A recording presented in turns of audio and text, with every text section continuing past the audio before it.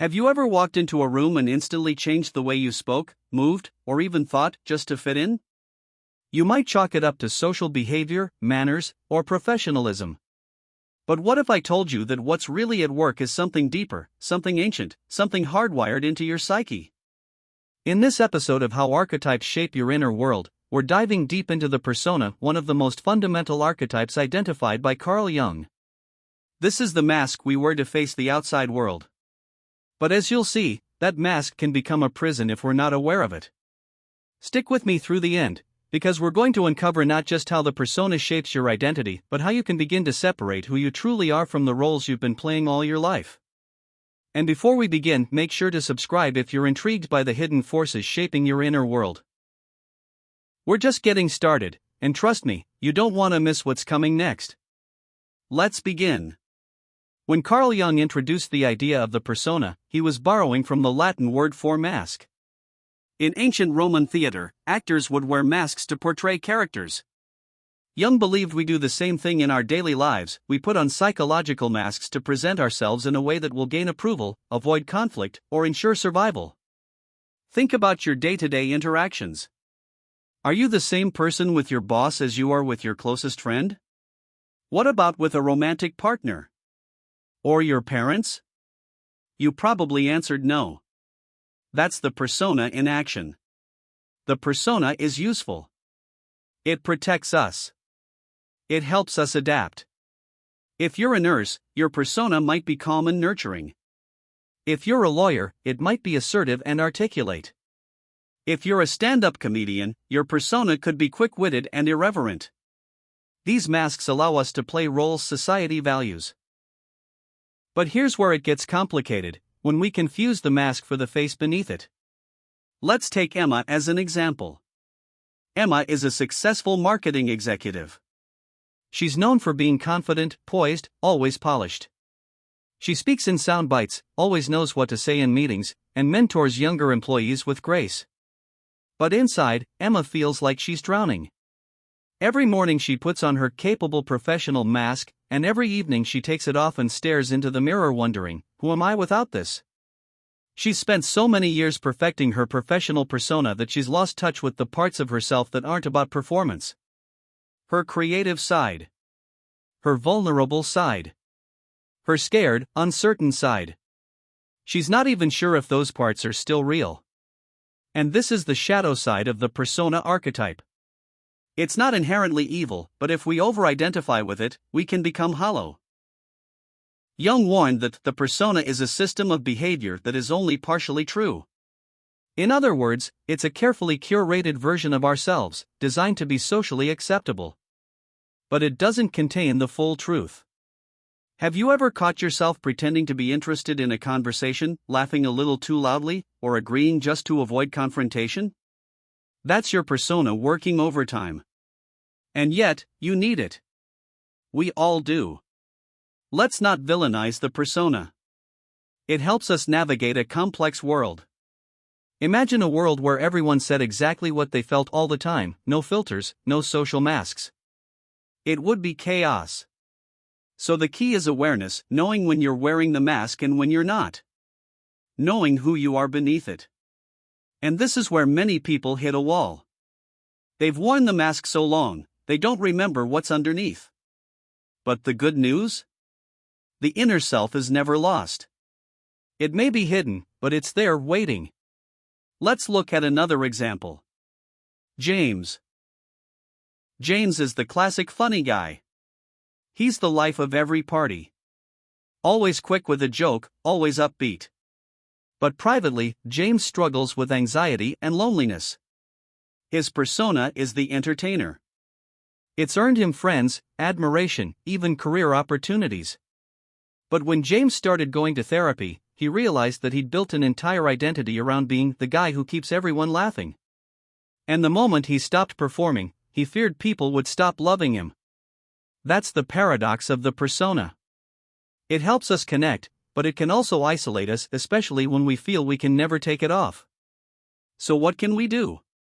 Here are 3 practical ways to work with your persona, rather than be ruled by it. 1. Name the mask. Start by identifying your most dominant persona. Is it the caregiver? The rebel? The intellectual? The peacemaker? Try giving it a name. This sounds silly, but it can be powerful. For example, you might say, I notice that corporate Claire shows up whenever I feel insecure at work. Giving the mask a name helps you separate it from your deeper self. 2. Find the gaps. Notice when your actions don't align with how you really feel. Let's say you're exhausted but you keep saying yes to people. That's the persona overriding your authentic self. Start small, say no once. Watch what happens. The world doesn't end. In fact, it might start to feel more real. 3. Practice vulnerability. This is the antidote to persona dominance. Share something honest. Admit when you don't know. Let someone see your uncertainty. Vulnerability breaks the illusion of the perfect mask, and that's where real connection begins. Now, you might be wondering, if the persona is just one of many archetypes, how does it interact with others? Great question. And that's exactly what we'll be exploring in the next parts of this series. How the persona works alongside the shadow, the Anima/Animus, the hero, and more. But before we wrap up, let's zoom out a bit. In our culture, we reward polished personas. We follow influencers who seem to have perfect lives. We idolize leaders who never falter. But more and more people are waking up to the emptiness behind the mask. The longing for something real. If you've ever felt that longing, you're not alone. In fact, you're exactly where you need to be. The journey to understanding your inner world begins with peeling back the mask. Not to destroy it, but to see what's beneath. And here's the twist: the more you integrate your persona with your true self, the more magnetic, trustworthy, and whole you become. So next time you find yourself shifting to fit in, pause. Ask yourself, is this really me? Or is this my mask talking? That small question can lead to big transformation. We've just scratched the surface of how archetypes influence your identity. In the next part, we'll go deeper into the shadow, the hidden, rejected parts of ourselves that shape us in ways we don't always understand. You won't want to miss it. If this episode sparked something in you, subscribe now. The next chapter might just change the way you see yourself. Until then, keep asking the deeper questions. The ones that make you uncomfortable. That's where the gold is. Part 2, Into the Dark, Unmasking the Shadow Archetype. Have you ever said to yourself, I can't believe I just did that? Maybe you snapped at someone you love, sabotaged an opportunity, or behaved in a way completely out of character. But what if that behavior wasn't out of character at all? What if it was a part of you that you've tried to hide even from yourself? Welcome back to How Archetypes Shape Your Inner World. In this second part, we're going where most people try not to go, into the shadow. This archetype is uncomfortable. It's murky. It challenges the image you have of yourself. But stay with me until the end, because understanding your shadow is not about shame, it's about freedom. And if you've ever felt stuck in patterns you can't explain, this might just be the key. Before we go further, subscribe now. This journey through archetypes is just getting more powerful, and I want you with me for every step of it. Let's dive in. In Jungian psychology, the shadow represents the parts of ourselves we repress, deny, or disown. These are not necessarily bad parts, but they're the parts that don't fit with the image we want to project to the world. Imagine a flashlight in a dark room. Whatever you shine the light on becomes visible, but everything outside that beam remains in shadow. Your consciousness is that beam. The rest? That's the unconscious. That's your shadow. Let's say you see yourself as a calm, rational person. Your shadow might include rage, jealousy, or impulsivity. You don't want to see those traits in yourself, so you push them into the dark. But here's the thing, the shadow doesn't disappear. It acts from the basement of your psyche, influencing your decisions, your relationships, your self-worth. And the more you deny it, the more power it gains. Let me give you a real-life example. David is a middle school teacher. He's admired by colleagues, beloved by students, and prides himself on being patient and empathetic. But every once in a while, he lashes out at his partner at home with sharp words and sarcastic digs. Afterwards, he's ashamed. He tells himself, "That's not me. I don't know why I said that." But it is him. Or rather, it's the part of him he doesn't want to claim, the shadow that holds his anger, his need for control, and his fear of being seen as weak. Until David confronts these disowned parts, they'll keep erupting. They'll keep sabotaging his relationships and undermining his peace. Now, here's the paradox. Your shadow isn't your enemy. In fact, it holds incredible power. Let's flip the script. The shadow doesn't just contain your darker instincts, it also holds suppressed creativity, intuition, sensuality, boldness. Maybe you were told as a child that being loud or expressive was too much, so you buried your wildness. Or maybe you were taught to always be agreeable, so your assertiveness got locked away. That's part of your shadow, too. So how do we begin to work with it? Step 1. Spot the projection ***. One of the most common ways the shadow shows up is through projection. We deny a part of ourselves and then see it in others. Ever met someone you instantly disliked, without any clear reason? Maybe they were arrogant, loud, or too needy. But here's the uncomfortable truth: often, what we react to most strongly in others is a reflection of something we've disowned in ourselves.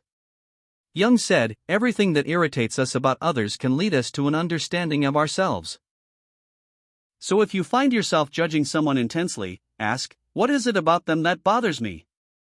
Then dig deeper, is there a part of me that I've hidden that mirrors this? This isn't easy work.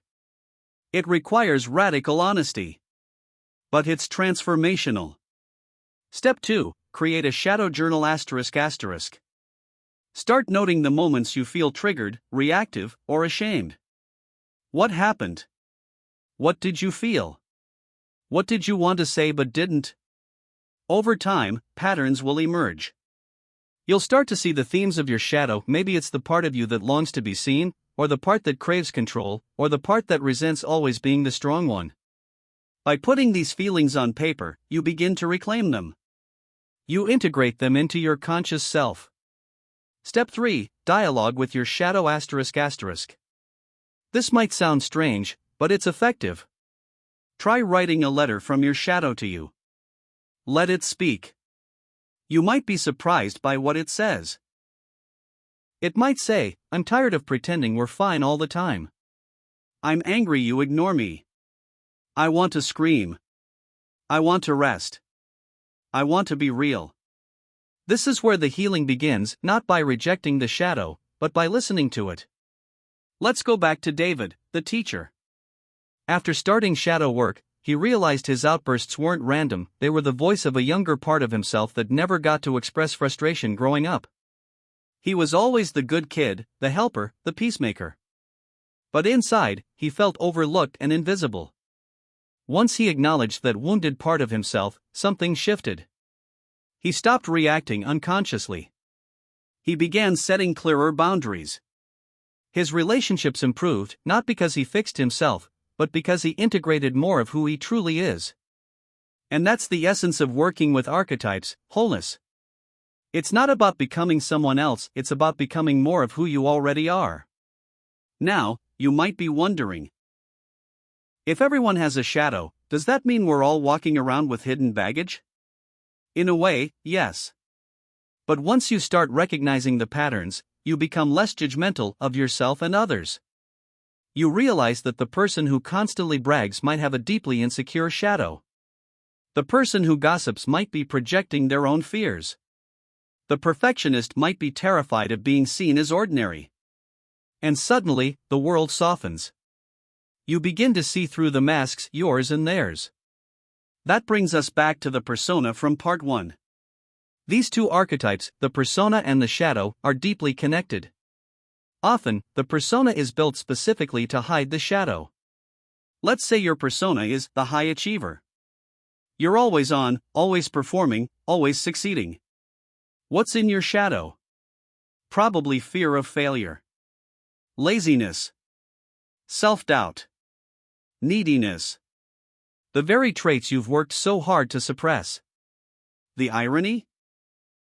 The more rigidly you cling to your persona, the more forcefully the shadow will try to break through.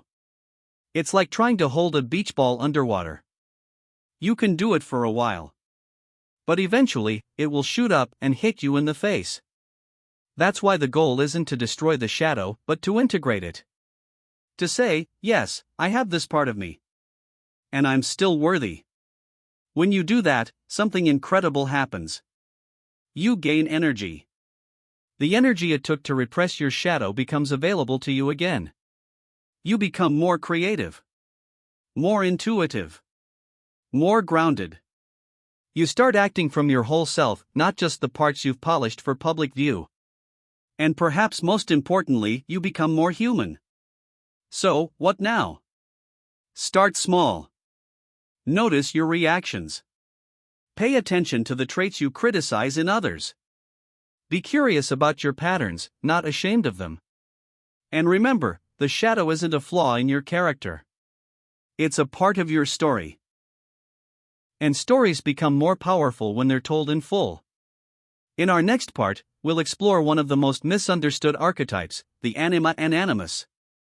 These inner feminine and masculine energies shape the way we relate to others, to love, and to our inner balance. You won't want to miss it. So if you haven't subscribed yet, now's the time. This journey is just unfolding, and the deeper we go, the more light we find. Until then, face the parts you've been taught to fear. They might just hold the best of you. Part 3, The Dance Within, Exploring the Anima and Animus. Have you ever wondered why certain people trigger something deep inside you, sometimes comfort, sometimes confusion? Or why you sometimes feel torn between opposing feelings, like strength and tenderness, logic and intuition, action and reflection? These contradictions aren't random. They stem from ancient, universal energies inside you, known as the Anima and Animus, the inner feminine and masculine archetypes Carl Jung described as fundamental to our psyche's balance. Welcome back to How Archetypes Shape Your Inner World. In this third part of our series, we're exploring the Anima and Animus, the hidden dance of masculine and feminine forces inside everyone, regardless of gender. This is a fascinating topic because these archetypes shape not only how you relate to others, but how you understand yourself. Stick with me until the end. You're about to discover how tuning into these energies can deepen your relationships, boost your creativity, and bring harmony to your inner world. And if you haven't already, subscribe to follow this series. Each episode builds on the last, unlocking more of your inner landscape. Let's get started. First, what are the Anima and Animus? In Jungian psychology, the Anima is the inner feminine energy present in the male psyche, while the Animus is the inner masculine energy present in the female psyche. These archetypes represent qualities traditionally associated with femininity and masculinity, but importantly, they are not tied to biological sex or gender identity. Instead, they are psychological counterparts. The Anima is about receptivity, emotion, intuition, and connection. The Animus is about assertiveness, logic, structure, and action. Imagine them as two dance partners moving together inside you, each influencing your feelings, decisions, and worldview. To understand this better, let's meet two people, Michael and Sarah. Michael identifies as male and is very logical and goal-driven. But he often feels frustrated in relationships, struggling to express vulnerability or connect emotionally. Over time, he realizes this tension stems from an underdeveloped anima, his inner feminine energy that holds emotional depth and empathy. Sarah, on the other hand, identifies as female and feels confident in her emotional intelligence and nurturing side. Yet she struggles to assert herself or make firm decisions, feeling blocked in career advancement. She discovers that her animus, her inner masculine energy linked to assertiveness and logic, is underdeveloped. Both Michael and Sarah are incomplete in their inner balance, and that imbalance spills over into their lives. Now, why does this matter? Because the Anima and Animus influence how we relate to the opposite gender too. They color our romantic relationships, friendships, and even our self-image. Have you ever been attracted to someone because they embody qualities that resonate with your inner anima or animus? Or have you felt repelled by someone because they threaten your inner balance? Here's the key: the Anima and Animus aren't just about other people, they are about how you integrate the full spectrum of human qualities within yourself. When you neglect your Anima or Animus, you experience inner conflict. You might feel incomplete, frustrated, or confused about your identity. The goal is integration. How do you recognize and integrate your Anima or Animus? 1. Reflect on your relationships. Look at your interactions with people of the opposite gender, and remember, this is about archetypal energies, not biological sex. Who attracts or frustrates you? What qualities do they embody? These can be mirrors reflecting parts of your Anima or Animus. Michael notices he's drawn to partners who are emotionally expressive but feels intimidated by overly assertive women. Sarah finds herself attracted to confident men but resists her own assertiveness. 2. Explore your inner dialogue. Spend time journaling or meditating on the qualities you associate with the inner feminine or masculine. Which qualities do you embrace easily? Which feel foreign or uncomfortable? These are clues to which archetype is underdeveloped. 3. Embrace opposite qualities. If you're naturally logical and decisive, practice embracing sensitivity, creativity, or receptivity. If you're emotionally attuned but avoid structure or assertiveness, practice setting boundaries, making clear decisions, and standing your ground. Integration doesn't mean becoming a stereotype. It's about expanding your inner range. Michael's journey toward his Anima lets him express empathy without losing his sense of direction. Sarah's connection with her Animus empowers her to pursue goals confidently without sacrificing her emotional richness. Now, let's connect this to the persona and shadow from earlier episodes. The persona often emphasizes one side, the outward mask of masculinity or femininity shaped by social expectations. The shadow may contain repressed traits of the opposite archetype. For example, a man with a rigid masculine persona might repress his Anima, pushing away feelings or vulnerability. A woman with a strong nurturing persona might reject her Animus, avoiding assertiveness. Recognizing the Anima and Animus helps dissolve these divisions, allowing you to wear your persona without being trapped by it and to embrace your shadow without fear. Here's a real-life story that illustrates this beautifully. Anna was a high-powered executive, known for her toughness and decisiveness. She carried a persona of strength and control, believing these were necessary for success. Privately, she felt isolated and emotionally numb. When she started exploring her inner Anima, she discovered her suppressed longing for creativity, softness, and connection. Through therapy and creative expression, painting, journaling, and mindfulness, Anna began to embrace these feminine qualities within herself. The result? She felt more authentic, connected, and balanced. Her leadership style shifted, she became more empathetic and inspiring without losing her authority. The dance of the Anima and Animus is ongoing. These archetypes are dynamic, not fixed. As you grow, your relationship with these energies will evolve. And here's the exciting part: the more balanced you become, the more harmonious your inner world and your outer world will be. You'll find that your relationships deepen, your creativity blossoms, and your decisions come from a fuller place.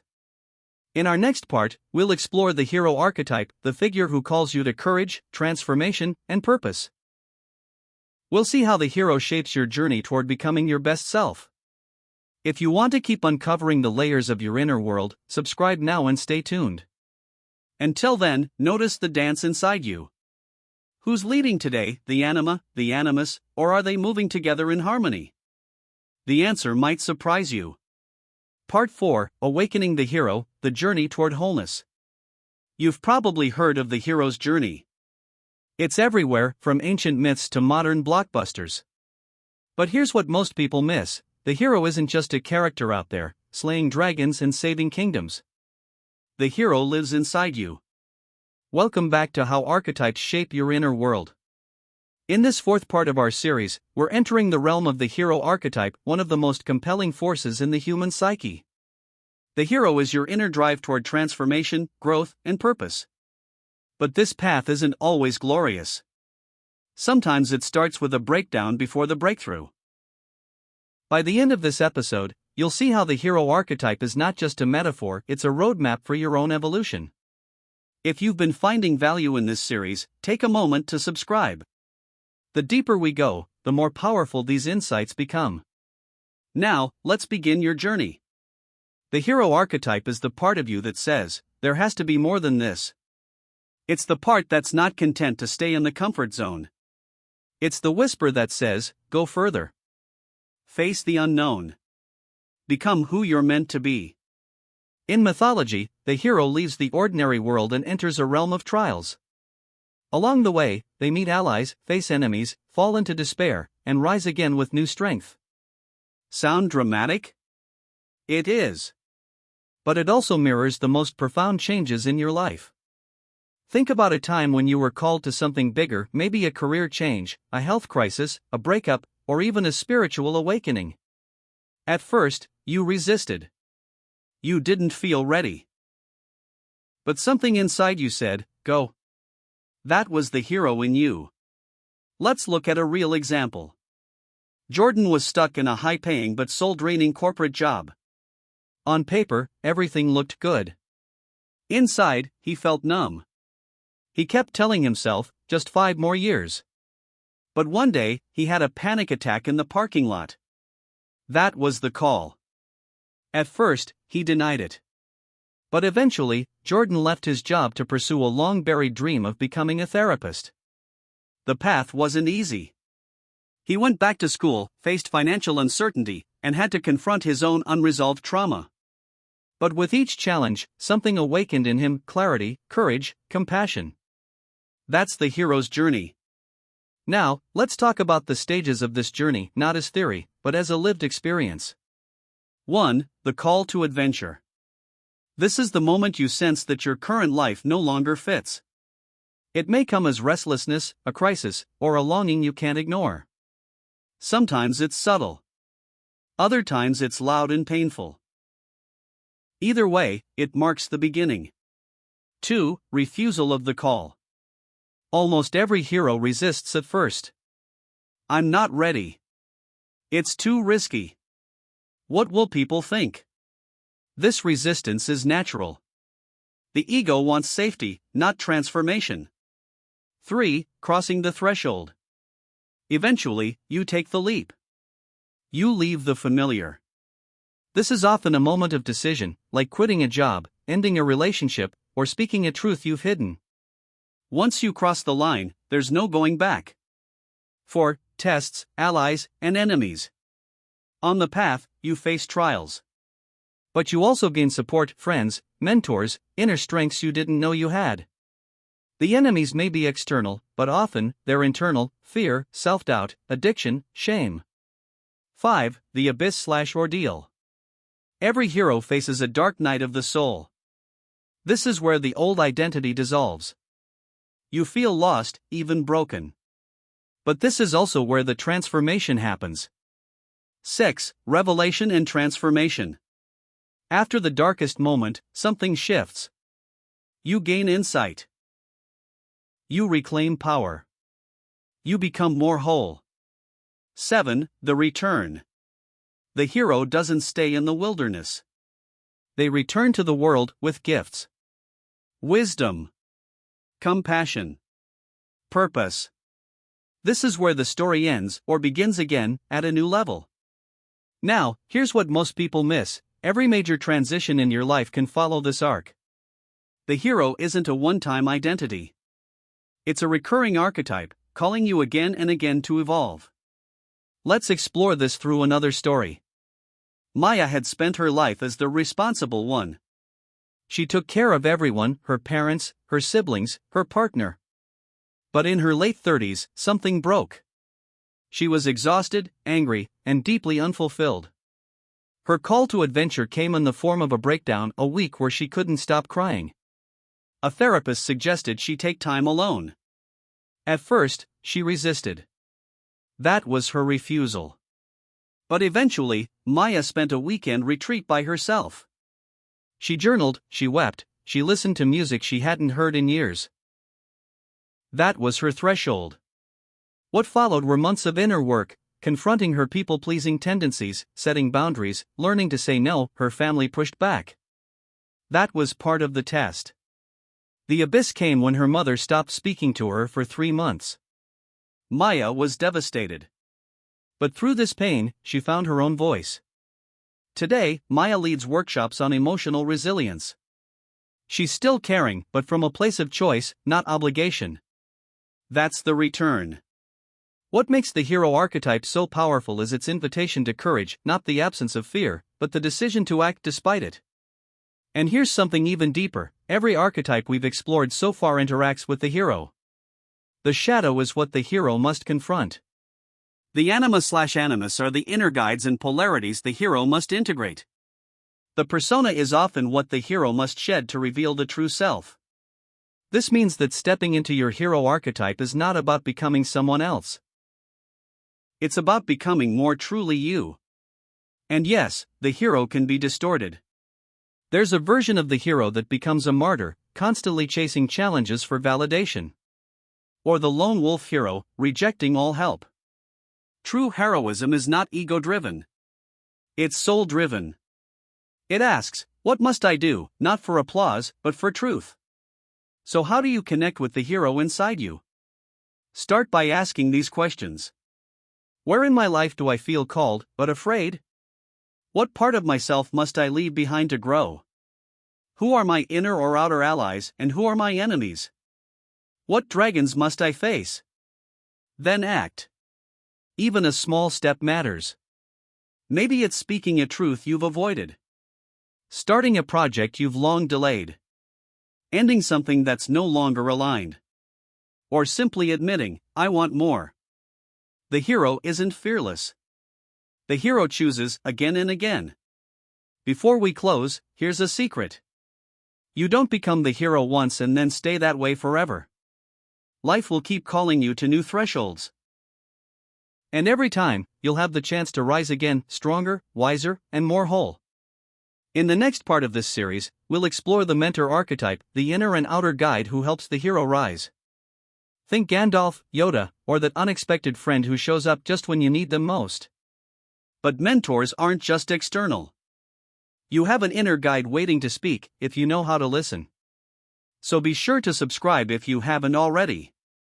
The path forward is calling, and the next phase of your journey is just around the corner. Until then, honor the part of you that dares to rise. That says yes to the unknown. That walks the path, not because it's easy, but because it's real. That is the hero in you. Part 5, The Mentor Within, Finding Guidance in Your Inner World. Some moments in life feel like standing at the edge of a cliff, staring into the unknown. You want to leap. You need to leap. But you're frozen. Then someone or something steps in with a gentle word, a tough truth, or a guiding hand. That presence is the mentor. Welcome back to How Archetypes Shape Your Inner World. In this final installment of Episode 2, we're diving into the mentor archetype, the wise guide that shows up when you're on the brink of change. Sometimes, it's a person. Other times, it's a voice within. Understanding this archetype isn't just about recognizing the mentors in your life, it's about awakening the mentor inside you. If this series has sparked something in you, don't just watch. Subscribe now to keep walking this path with us. We'll keep unfolding these deep truths in future episodes, and I'd love for you to be part of that. Let's begin. You know the mentor when you see them in stories. Gandalf in The Lord of the Rings. Yoda in Star Wars. Morpheus in The Matrix. Glinda in The Wizard of Oz. But mentors aren't just mythical characters, they're woven into the fabric of your own story. They often appear at moments of uncertainty, transition, or fear. The mentor is the one who says, you can do this, even when you don't believe it yet. Sometimes they teach. Sometimes they challenge. Often, they simply listen. But here's the deeper truth, the mentor doesn't give you power. They help you remember it. Let's look at how this plays out in real life. Real-life mentorship, outer and inner. Aman was a young man struggling with self-worth. He felt stuck in his career, doubted his abilities, and feared speaking up. At a low point, his uncle, a quiet but insightful man, sat him down and asked just one question. What would you do if you weren't afraid? It wasn't a lecture. It wasn't advice. It was a spark. That moment became a turning point. Aman started writing again. Something he hadn't done in years. That question echoed in his mind like a mantra. It was the mentor's voice, both outer and inner. That's the mentor archetype in action, awakening the inner compass. Let's break down what the mentor archetype really is and how it appears in your psyche. The mentor is not just a person. It's a symbolic force. In Jungian terms, the mentor is often seen as a manifestation of the self, the integrated, whole version of you that you are always becoming. When you connect to your inner mentor, you tap into clarity, wisdom, and groundedness even in chaos. But how do you access that mentor? Here are some pathways. 1. Reflect on past mentors. Think back, who helped you through a turning point in your life? A teacher, a coach, a friend, a grandparent? Now ask, what did they awaken in you? What values did they embody? Write it down. You're building a profile of your inner mentor, qualities that live in you. 2. Listen for the inner voice. There is often a moment of pause, just before a decision or reaction, where a softer voice whispers. You already know. This isn't you. You've been here before. That voice is easily drowned out by fear or habit. But it's there. The more you quiet external noise, through reflection, meditation, or journaling, the more clearly you'll hear it. 3. Ask, don't command. The mentor doesn't push. The mentor asks. What do you need right now? What are you not seeing? What matters most? Turn those questions inward. You'll be amazed at what arises. When the mentor doesn't show up. Sometimes, you're in a dark place and no guide appears. No friend calls. No book lands in your lap. No dream delivers answers. That's when you realize, the mentor is you. It may not feel like it. But there's a reservoir of knowing beneath the surface. In psychology, this is sometimes called the wise mind, a blend of emotional and rational intelligence. In Jungian terms, it's the self speaking through symbols, dreams, synchronicities. Let me share a story that brings this home. Elena was facing a crisis. Her father passed away suddenly, and she felt unmoored. In her grief, she withdrew from everyone. Nothing seemed to help. One night, she had a vivid dream, her childhood home, full of light, and her father sitting quietly in the garden. In the dream, he didn't speak. But he looked at her with warmth and held out a book, a blank journal. She woke up and started writing. Not because she knew what to say, but because she needed to listen. That journal became her place of mentorship. She would write questions, then sit in silence and wait for answers to emerge. Not from a deity, not from a therapist, but from something deep inside. That's the mentor within. Distortions of the mentor. Not all guides are healthy. Be wary of false mentors, inside and out. The rescuer mentor tries to solve everything for you. It encourages dependency. The critical mentor shames you under the guise of tough love. The shadow mentor is charismatic but manipulative, offering wisdom that serves their ego, not your growth. Internally, this might sound like, you can't do this without me.